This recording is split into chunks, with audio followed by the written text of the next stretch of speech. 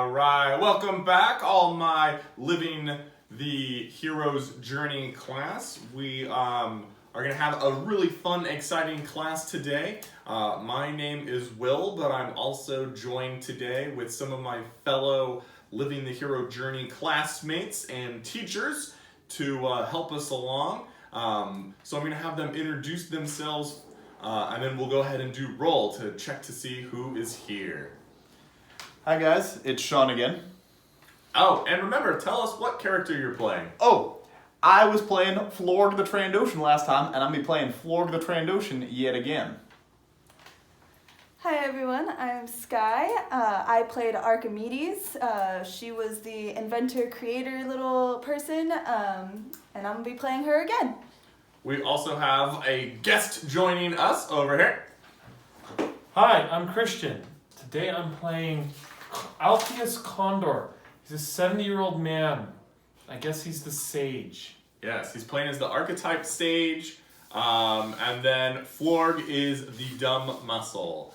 Awesome. All right, so I'm going to go ahead and take roll to make sure that everyone is here. Mr. Sky Talker. Here. Annie. Here. Excellent. Padme. Yeah! Bar. Here. Darth Plagueis. Here. Kirk. I am here. Janeway. Here. Captain Sisko. Aye. And Dash Rendar. Present.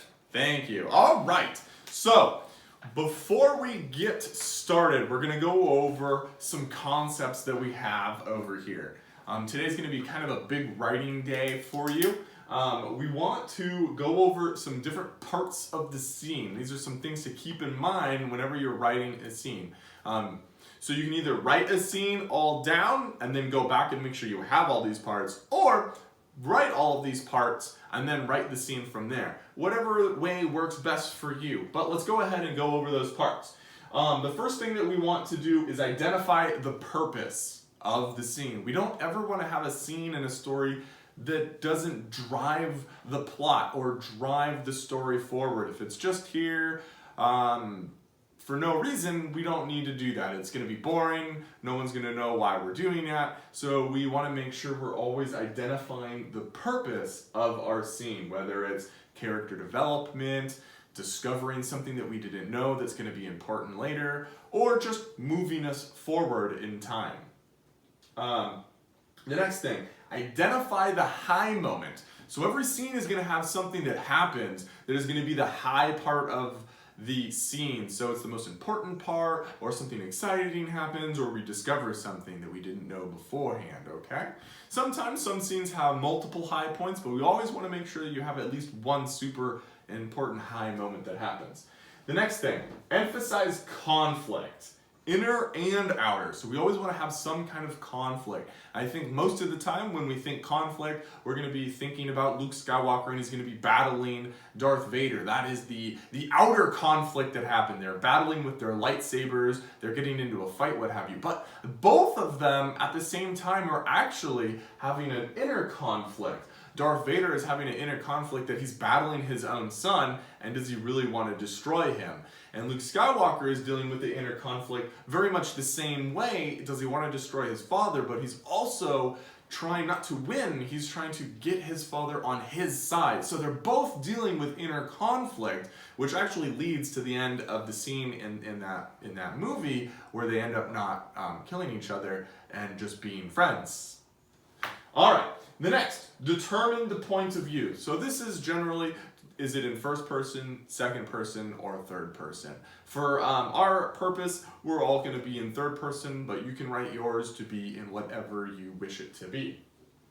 And then the other thing, you want to make sure that your scene is injected with texture and sensory details. So that's kind of a lot of the stuff we talked about last time with simile and metaphor and sounds. So we want to make sure that if we're talking about a desert, we're talking about how dry it is. The characters are walking around and talking, I'm very parched and there's no water here.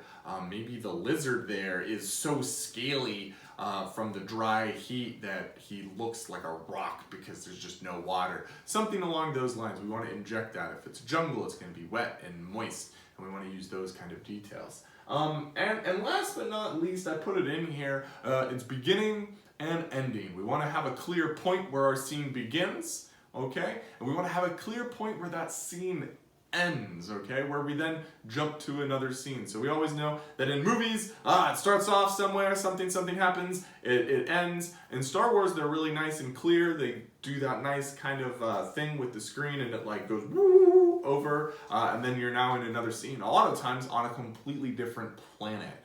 So most scenes take place in one spot, and then the next scene, which is completely different and has different points, takes place somewhere else. So what I want you to go ahead and do is spend at least the next 5 minutes identifying all of these different parts. Sometimes, like I said, you might have to write a scene and then go back and identify those, or identify those first. Whichever way works for you. For me, it was identifying them. For some other people, it might be the other way. So this is going to be a good moment for you to pause, make sure that you have all of that stuff down, and then come on back. And make sure that you're sending this to me on my email so that we have a copy of what it is, because we're going to use it for next week's class. All right, so pause if you need that. And we're back. And what we're going to go ahead and do is we all made our own, and we're all going to share them, and then we're going to decide which one we're going to do for you so you can get an idea. All right, so for me, I kind of just started with the beginning. The beginning of my scene is all of our characters are on the ship on the way to the planet Jumananzia. All right,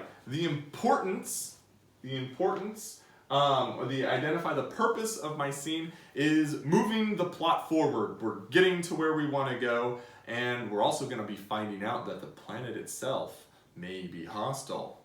My high moment for my scene, is when they arrive to the scene. When they arrive to the planet, the computer is going to tell them some brief information about the planet. It's going to say it's a jungly planet, but that it's also protected from ancient plants. And so then they're going to discover that these ancient plants actually shoot into space and grab their ship. The point of view is going to be third person from the narrator. The texture and sensory details that I want to put in here is that the flowers are actually illuminated and that they move like space, like jellyfish. So I'm using a simile that they are illuminated and that they move like jellyfish. The ending of it will be that they crash into a temple. The flower brings them down from space and into a temple. All right, Floor, what do you have for yours?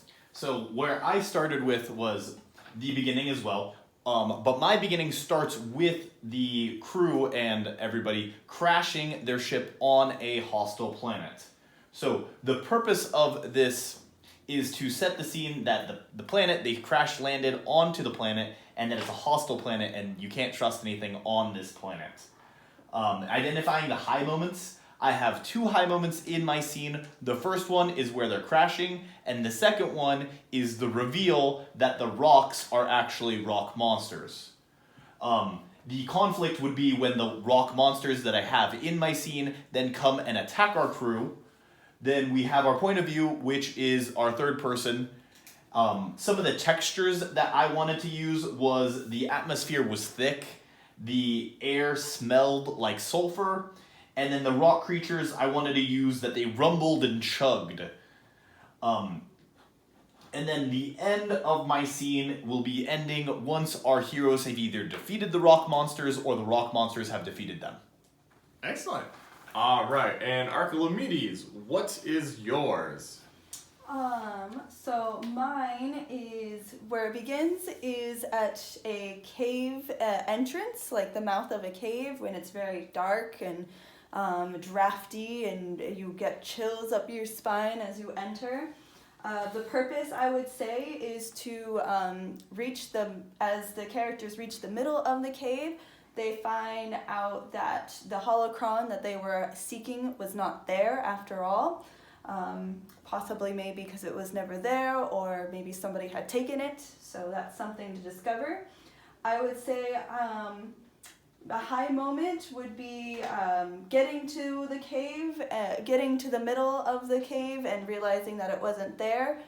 And the conflicts, I kind of did a little bit of everything. So the outer conflict, of course, was realizing the cave is like a maze, and there's walls appearing and disappearing and everything, and the characters seem to be going in circles.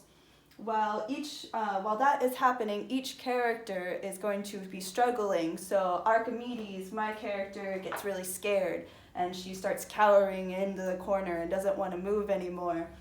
Floor gets very flustered and upset, and so he tries to bash down the walls, and then that causes him to be stuck in some way because the walls start oozing and then try to absorb him.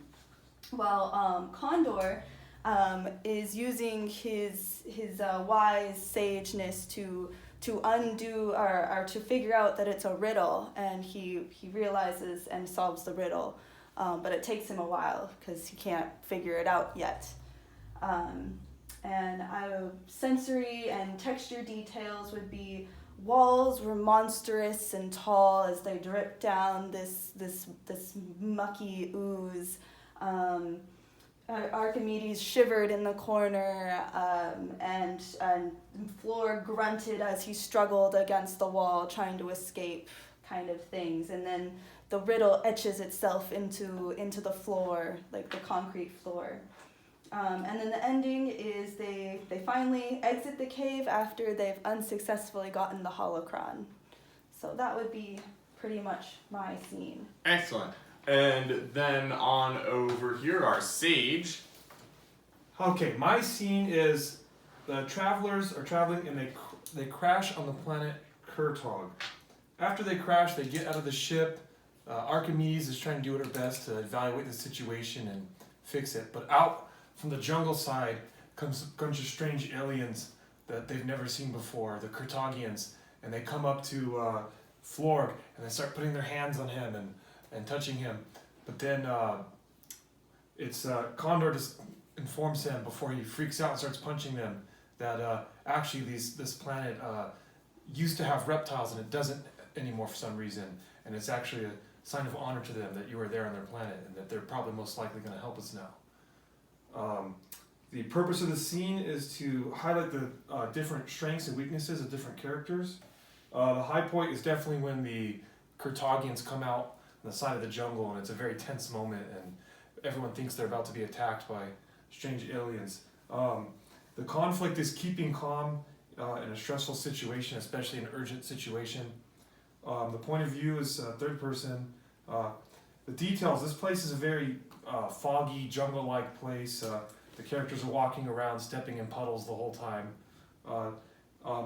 And the ending is the Kurtogians bring our heroes to a giant spaceship that looks like it crashed centuries ago, which is very strange that this is just here on this planet. All right, so we have all of our scenes, and I was thinking that I was going to pick just one of them, but after listening to them all, I think if you guys are up for it, we're going to go ahead and do all of them. But we're going to go ahead and start with my first scene. So to set the scene, you are all on your spaceship, on your way to the planet Janmanzion, on your way there, traveling at hyperspace. Soon, you arrive at the planet and notice that the planet is a great, vast jungle planet, as you can see out the window. Shortly, the computer on the spaceship begins describing different information about the planet.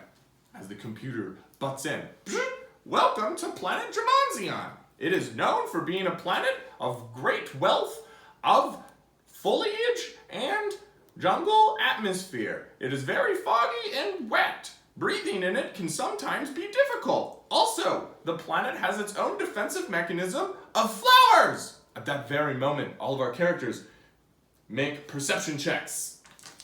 So go ahead, make a perception check to see how good you can see outside of the windows. No, she's All right, average. excellent. Why don't you go ahead and roll? Lord's not very good at this. Oh, nothing. All right. Why don't we go ahead and have our sage go ahead and roll his perception check? Ah, Oh, all right. It looked like Archimedes got the highest. The sage was too old and too slow to get to the window. Archimedes, outside of the window, you notice that there are great illuminated flowers moving through space from the planet up towards the spaceship as if they were like jellyfish. What do you guys do? I tell them, it seems flowers? These flowers that the computer just mentioned, they're moving through like a liquidy space towards us. Which we do. What do you mean, Archimedes? That flowers don't exist in the space? Well, look! And I point. You guys notice that there are flowers floating from the planet towards space as they brightly illuminate, and as they get closer to the ship, they glow brighter and brighter as they pulse like jellyfish, closer and closer. my goodness. Pink, blue, green, red, all sorts of flowers. Do you think they're our friends? They are pretty. Maybe. Before the characters have much more time to react, the flowers quickly grab a hold of the ship with tentacles that come out from the back of it, Oh! like vines, grabbing it and pulling it into the spaceship as it seems to be eating them. Oh no! What do you guys do? Maybe we should use some of the weapons on the ship. Yes, I agree. I'll make sure that the computer and everything works while you go and man the weapons. I'm gonna buckle myself into this chair. Excellent. All right, the sage buckles himself into the chair. All right, Floor, what would you like to do? I would like to run to one of the ship's weapons and use it. Excellent. You go ahead and get on to one of the ship's weapons. I know you're good at fighting, but are you very good with using ship weapons? No, I am not. Excellent. Go ahead, make a roll.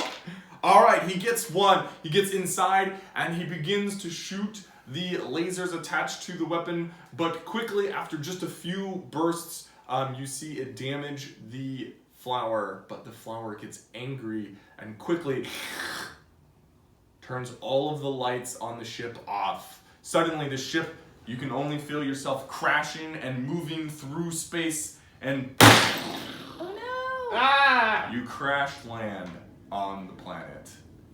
And that would be the end of scene 1. But we're gonna go ahead and move on to scene 2.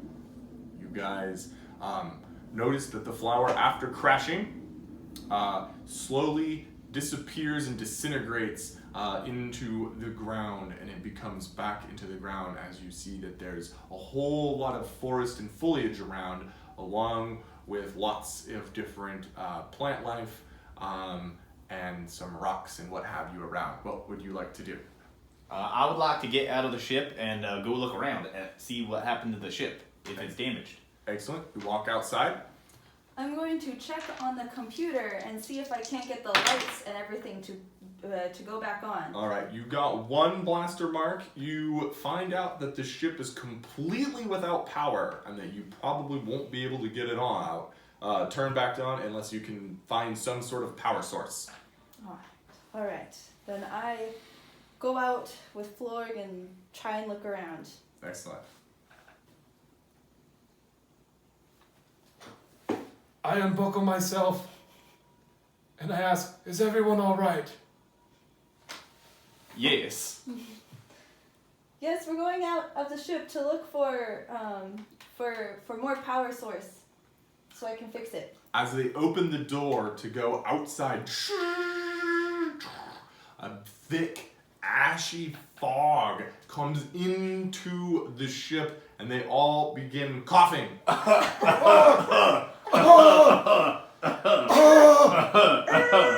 Archimedes, you can notice that you're coughing on ash, that there's ash in the air there itself. It's like the air is made of ash in here. I can't not breathe it. Excellent. I will go ahead and draw the side of the ship and the exit that you got on as you guys all get outside. There we go. What do you guys do next? I look around, but I'm not too keen on that either. Nope. Got one. You notice that one of the rocks over here, for a brief moment, looked like it might have moved. And you're noticing that there's lots of rocks all over the place. Archimedes and Condolador, did y'all see that rock move? What rock? And then I try to look, but because I can't see that well, I'm just going to roll 2. Excellent. You see the rock move as well. Oh, maybe it's someone who could help us. Let's go over there. I'm sorry, I was too busy coughing to death. You said there's a moving rock? Oh, you see that this rock is also moving. My dear, that's moving! At that very moment, the rocks nearby come to life, and I'm gonna use these dice to represent. I'm gonna use the white ones because those are a different color. There we go. These rocks come alive like big giant rock monsters, and they look very angry with their rock teeth, and they put their hands up and they go as ash pours out of their ears. Floor, what would you like to do? I'm gonna run up and punch it. Excellent. You run over here to this one. I'm good at this. Excellent. You push it and it takes 10 damage. Excellent. Alright, excellent. Archimedes, what would you like to do? I'm gonna just use my blaster. I'm gonna step forward and use my blaster on that one. But I'm not very good at it. You shoot and miss the monster. Alright. Condor, what would you like to do? These creatures seem to have some sort of fire going on inside their bodies. Perhaps if we drench them in water, we would easily defeat them. Okay, excellent. Alright. Your turn, Florg. At that very moment, the rock monsters all surround you and begin bashing you with their arms. Alright, the first one hits you, and you take 5 points of damage. The second one misses. And the third one hits you for another 5 points of damage. Oh! Alright, your turn now. Condolador, go get some water then. I'll hold them off with my face. Can I do like a roundhouse, like punch, like a whirlwind? Yes, you can do that, but you'll have to use only the these ones for your special move. Alright, I will roundhouse them like a helicopter. You roundhouse like a helicopter, but it's so smoky and ashy that they duck underneath and you think you're hitting them, but it's only ash. Alright, Archimedes, it is now your turn. Ooh. I'm going to try and phaser. Hopefully that, You miss. hopefully Floor could at least see maybe the monsters, even with the phaser light. Excellent. But I miss. You miss. But as you miss, it hits a nearby tree, and the tree begins lighting on fire and glowing, making it a little bit easier to see. A little bit easier to see. Alright, Condor, what would you like to do? Do I know of any water source? You know that inside there are barrels of waters inside the ship. I old man hustle to a water barrel. Alright, you're gonna go on inside. You see a water barrel. It's like a big, like drum of water. What would you like to do? Do we have like worker droids on this ship? Yes, there is one worker droid named Odie. Odie! Grab this barrel! All right. Odie comes on over and he says, "What would you like me to do, Mr. Condor?" Grab this barrel! Yes. Quickly, follow me! Sir! I'll follow. Excellent. You guys get back outside, followed by Odie. Excellent. The rock monsters are going to continue to attack Mr. Florg. The first one misses. The second one hits you for another 5, Florg. And the last one hits you for another 5, Sir Florg. Oh, You're feeling very weak and very faint because they just hit you a few times in the head. All right, it's your turn. well, Florg doesn't feel so good. I'm going to retreat. Okay. You back up on over here. Archimedes. Condor, do you have a barrel of water too? Or just the No, android? You look and the android is the only one with the water. Alright. I step over here to defend Florg and wait for the android to bring water. Excellent. All right, Condor, it's your turn. I come over here, out of the way, and safely behind these people. And I tell the droid to bring the water barrel. What's his name again? Odie. Odie! Protect them with that water barrel! All right, Odie walks over here and he says, "I'll protect him with the water barrel." And we're gonna use this red thing. He is holding the water barrel right here in front. At that very moment, the rock monsters begin charging at the entire group of people and crew. What would you like to do as they're running towards you? I would like to prepare if they get close to me that I would hit one of them. Excellent. All right, Archimedes, you're noticing that the water is still in the barrel and they're still charging, and you're not sure necessarily how you would open it. Oh.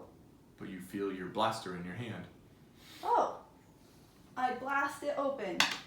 Excellent. You blast it open, and it shatters water all over the monsters, and they begin to turn just into ash. And as they turn into ash, they begin to fall to the ground, and a small flame flickers in the air for a brief moment. And they're perished. Excellent. So that was the end of scene 2. We're now going to go ahead and move on to scene 3. All right, after the monsters are all gone, what would you guys like to do? I guess we should look around for any more monsters, maybe? Oh, if this planet's so dangerous, do you think you could trust me with a blaster? I think you would be capable of using a blaster. I've never used one in my whole life. Well, Neither have I. I just use my fists. Oh. yeah, I'm not very good at it, but I try. At that very moment, everyone go ahead and make a perception check. No. I'm not too good at this. All right.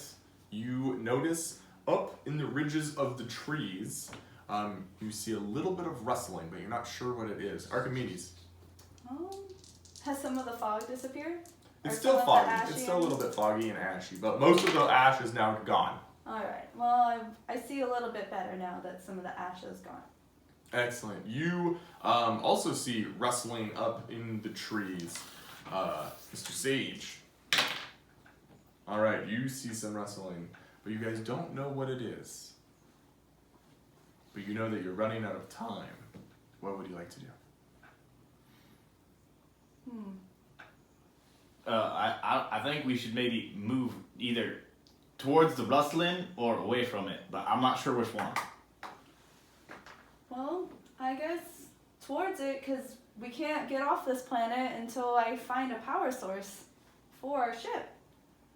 So I begin, I tell Odie to lead us so that he can protect us a little bit better. Excellent. You guys all begin traveling, and after a brief moment of traveling deeper into the forest, you hear a great horn, and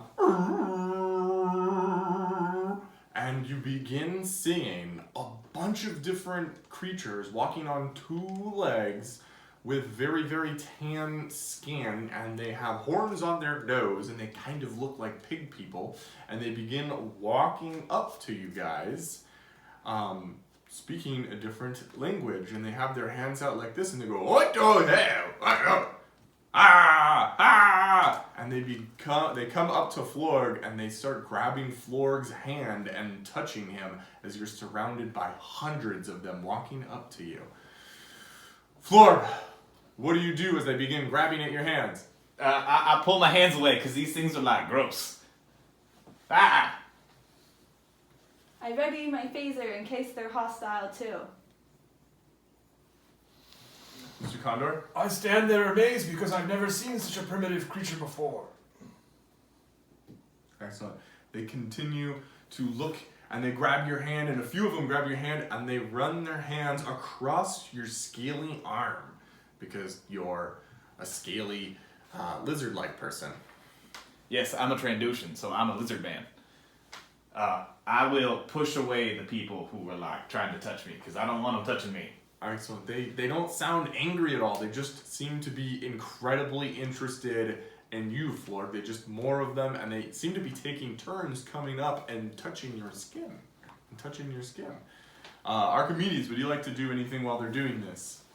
I say, wait, Florg, they don't seem to want to hurt us.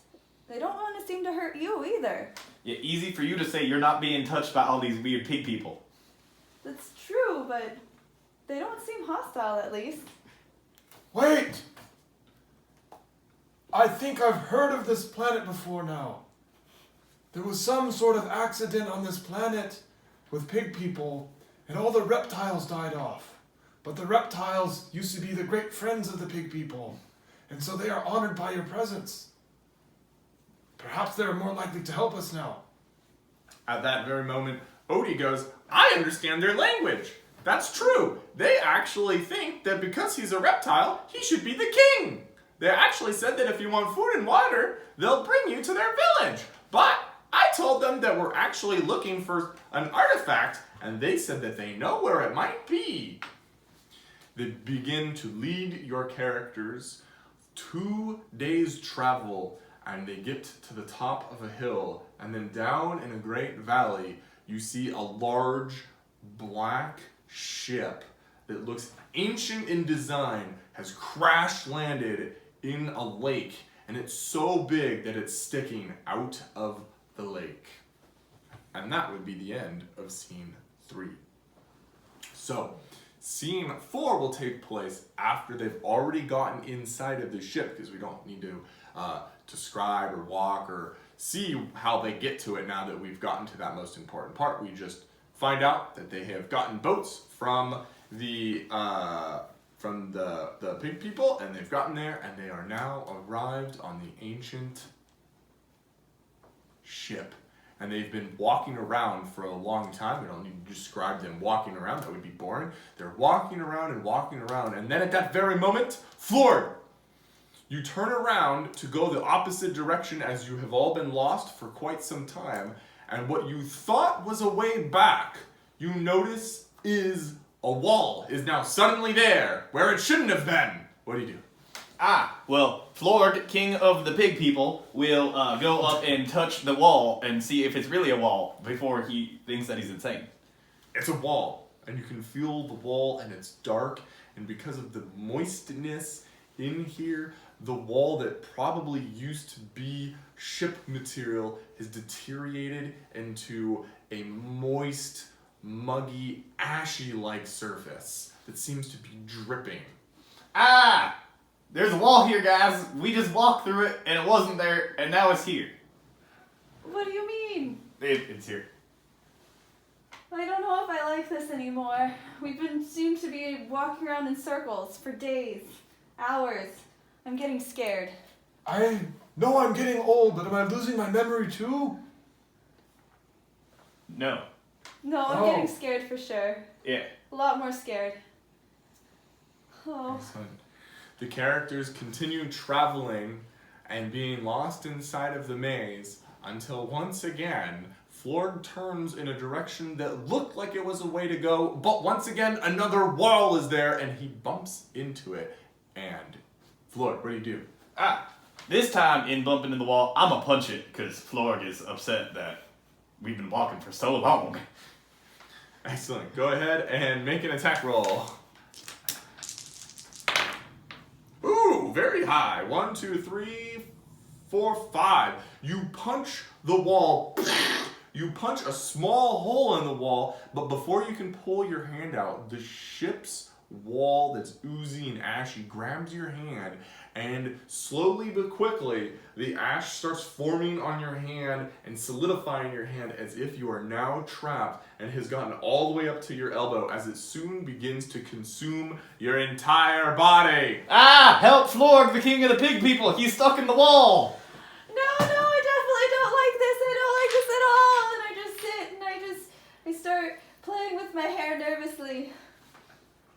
I try to old man yank him out of the wall. All right, go ahead, make a strength check. Oh. Nothing. You fail. He's getting stuck. Excellent. It is now up to your shoulder. At that very moment, Archimedes, go ahead and make a perception check. Okay. How many should I do? All of them. Oh, okay. I got 2. You got a 2. As that's happening, you notice that all around, on all of the different walls, a glowing light starts emanating, and you can, at first glance, it looks like it's just chaotically, but you're starting to notice that maybe it's a language. Saying something. Condor, do you see the blue writing on the up at the top of the walls? Maybe I don't know what they mean. Maybe perhaps you would know.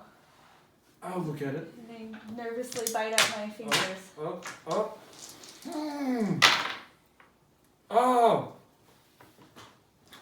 You know that it is an ancient language known as the Ontidians.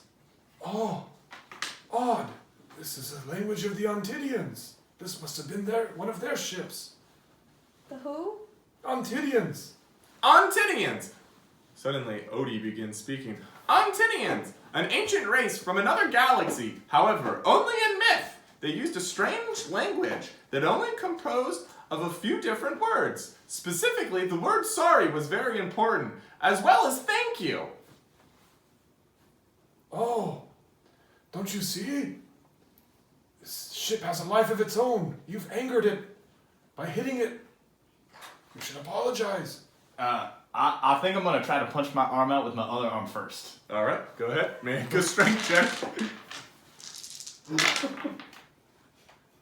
And you got a 1. And as you punch it, it begins, and it has now consumed your entire chest, and it is now going down your leg and thigh. Ah! This isn't good for Florg, king of the pig people. What did you say I had to say again? Look, you have to make amends. You have to apologize. Say sorry! What's an amends? You should say sorry. But you have to mean it. Oh no, I gotta mean it? I gotta say sorry to the ship? That I hurt it? Yes. Oh, I guess. It has feelings too! I'm sorry, Mr. Ship, that I hurt your feelers and that I damaged your ballers. And as he begins singing sorry, the ship is beginning to slowly relinquish its control and hold on you the more you say sorry, but it still hasn't completely released you yet. Do you really mean it? Yeah, I mean it so much. Was there another word I had to say? And mean that one too? Oh, you must thank it. Thank you, Ship, for not eating me. Yes. It then completely releases his hand, and all of the different walls begin opening up, and a corridor with blue lights goes doot doot doot doot doot doot, leading you a path to the center of the ship. Thank you, ship. You begin. Do you guys walk that direction? Yes. Yes. All right, you walk that direction and you get to what you see or think is an altar room, and at the center of the room, on top of a pedestal, you can see a glowing light. What do you guys do? I will walk up and touch it. You walk up and touch the glowing light, and on top of the pedestal, a door underneath the pedestal opens up, and it's lifting something up, and it's a picture and a note of a holocron. Oh. Oh, it should have been here though. And we're gonna end. Dun dun dun. Dun dun dun, and we're gonna end our scene there. So we were able, yeah, good job. So, like what you were supposed to do, you were supposed to go ahead and cover all of the different parts of the scene. You're gonna go ahead and want to write that entire scene out. And your homework is to connect 3 different scenes together of getting the holocron. If you wanted to start right at the holocron, what happens next, and then what happens next. Each scene should be no less than a paragraph. No less than a paragraph, and it should probably be more than that. So, in your homework, what I want you to do is tell me your 3 different scenes by identifying all of these parts, then the paragraph underneath it, and then your next scene, identify all the parts with a paragraph. 3rd scene, identify all the parts, and then do it like that. And just as you saw us, we all just came up with our own scenes, and we were able to put them all together pretty easily, with changing just a couple things. Her ship was originally a cave, or the ship was originally a cave. I just made it a ship that was kind of like a cave. So it all worked out. Thank you so much, and have a great rest of your week. Bye-bye now! Bye, all. Thank you guys. Thank you so much.